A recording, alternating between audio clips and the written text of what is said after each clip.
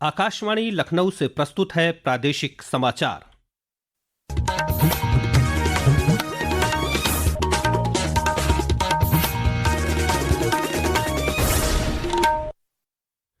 मुख्य समाचार। केंद्रीय मंत्रिमंडल की बैठक में जल जीवन मिशन को दिसंबर 2028 तक बढ़ाने को मिली मंजूरी। केंद्रीय मंत्री अश्विनी वैष्णव ने कहा, योजना के बुनियादी ढांचे और सेवा वितरण का होगा पुनर्गठन। मुख्यमंत्री योगी आदित्यनाथ की अध्यक्षता में हुई कैबिनेट बैठक में मुख्यमंत्री ग्राम परिवहन योजना 2026 पारित। परिवहन मंत्री दयाशंकर सिंह ने कहा, योजना के माध्यम से प्रदेश के हर गांव तक पहुंचेगी बस सेवा।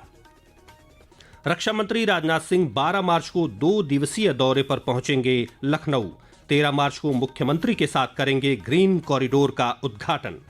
और प्रयागराज, मेरठ और अयोध्या समेत आसपास के जनपदों में आज छाया रहा कोहरा। मौसम विभाग के मुताबिक अगले 4-5 दिनों तक बनी रहेगी धुंध की स्थिति।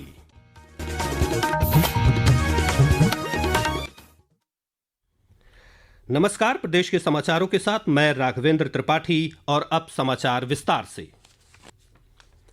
प्रधानमंत्री नरेंद्र मोदी की अध्यक्षता में हुई केंद्रीय मंत्रिमंडल की बैठक में जल जीवन मिशन को दिसंबर 2028 तक बढ़ाने की मंजूरी दी गई है। सूचना और प्रसारण मंत्री अश्विनी वैष्णव ने नई दिल्ली में बताया कि जल जीवन मिशन के पुनर्गठन के लिए मंत्रिमंडल ने इसके कुल परिव्यय को बढ़ाकर 8,69,000 करोड़ रुपए कर दिया है। इसमें केंद्र सरकार की ओर से 3,59,000 करोड़ रुपए की सहायता शामिल है। उन्होंने कहा कि जल जीवन मिशन के कार्यान्वयन को बुनियादी ढांचे के निर्माण से लेकर सेवा वितरण के स्तर तक पुनर्गठित किया जाएगा।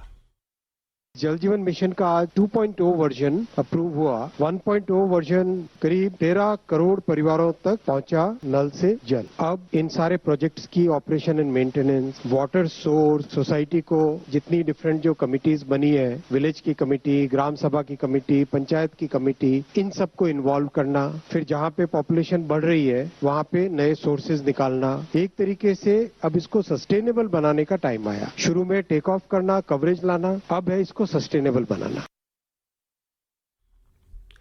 मंत्रिमंडल ने एक समान राष्ट्रीय डिजिटल ढांचा सुजलम भारत स्थापित करने को भी मंजूरी दी है। इसके तहत प्रत्येक गांव को एक विशिष्ट सुजल गांव या सेवा क्षेत्र आईडी आवंटित की जाएगी।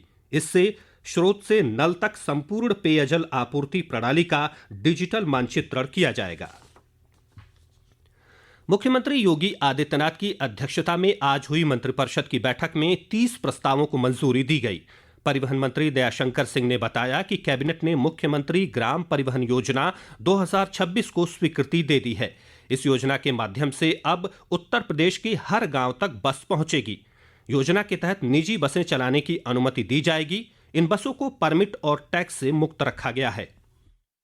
हम लोग ये नई पॉलिसी लाए हैं कि उत्तर प्रदेश के 59,163 गाँवों में बस जाए, सभी गाँवों में। इसकी विशेषता ये होगी कि एक तो पहले ये टैक्स फ्री होगा। प्राइवेट लोगों को हम इसको चलाने की अनुमति देंगे। जिलाधिकारी की अध्यक्षता में कमेटी बनेगी। उस कमेटी में एसपी, सीडीओ और हमारे ARTO और हमारे RM जो होते हैं हमारे लोकल लेवल पे, ये इसके मेंबर होंगे।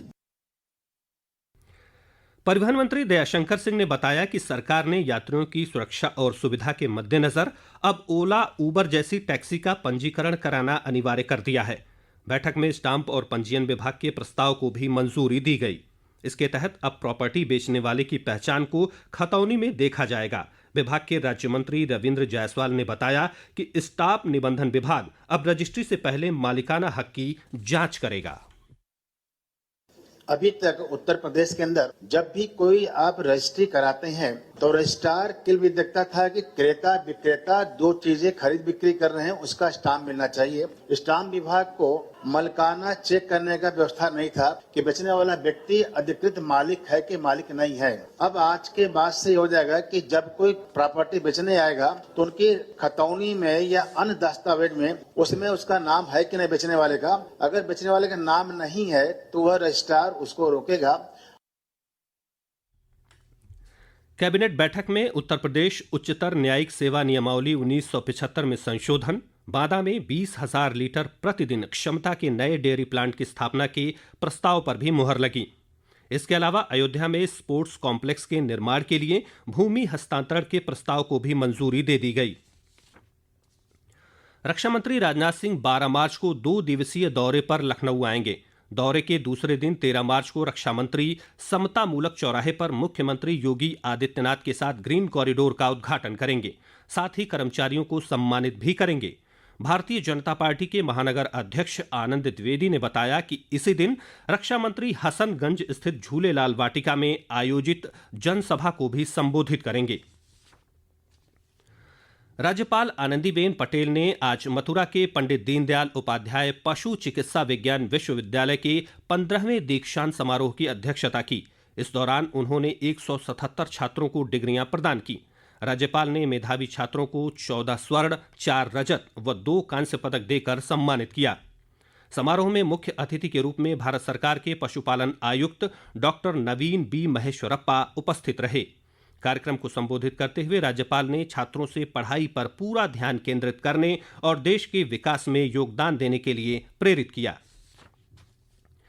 ये समाचार आप आकाशवाणी लखनऊ से सुन रहे हैं। ताज़ा समाचार जानने के लिए आप हमारी वेबसाइट newsonair.gov.in पर लॉगिन कर सकते हैं। इसके साथ ही आप प्रादेशिक समाचारों का ये बुलेटिन हमारे YouTube channel news on AIR Lucknow पर भी सुन सकते हैं।